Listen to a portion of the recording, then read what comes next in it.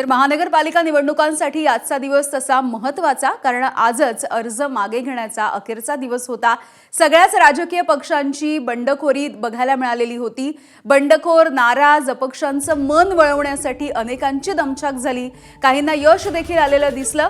पण जेव्हा समर्थक मैदानात उतरतात तेव्हा ना उमेदवारांचं चालतं ना पक्षाचं। अशीच काहीशी दृश्य आज आपल्याला नागपूरमध्ये बघायला मिळाली। भाजप पदाधिकारी किसन गावंडेंनी बंडखोरी करत उमेदवारी अर्ज भरला होता आणि हाच अर्ज मागे घ्यावा म्हणून भाजपचे नेते आग्रही होते। तर समर्थकांनी अर्ज मागे घेऊ नका असं म्हणत टोकाचं पाऊल उचललं आणि गावंडे यांना घरामध्ये कोंडलं, कुलूप बंद करून ठेवलं। गावंडेंनी समर्थकांना हाक दिलेली बघायला मिळाली। पाया पडतो, अर्ज माघारीसाठी जाऊ द्या असं देखील विनवणी त्यांनी केली, पण समर्थकांनी कुलूप उघडायला नकार दिला। नंतर पक्षाचे नेते परिणय फुके हे त्यांच्या घरी गेले, त्यांनी तिथल्या कार्यकर्त्यांची समजूत काढली आणि यानंतर या घराचं कुलूप उघडलं गेलं।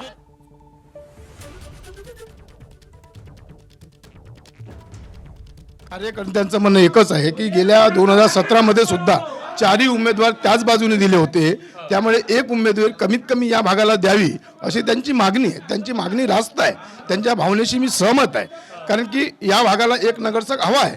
गेल्या 9 वर्षापासून या भागामध्ये नगरसेवक नाही आहे, त्यामुळे एक कार्यकर्त्यांची मागणी आहे की या भागाला एक उमेदवार द्यावा। कार्यकर्त्यांची मागणी योग्य आहे। तुम्हाला एबी फॉर्म दिला होता पक्षाने? पक्षाने मला एबी फॉर्म दिला।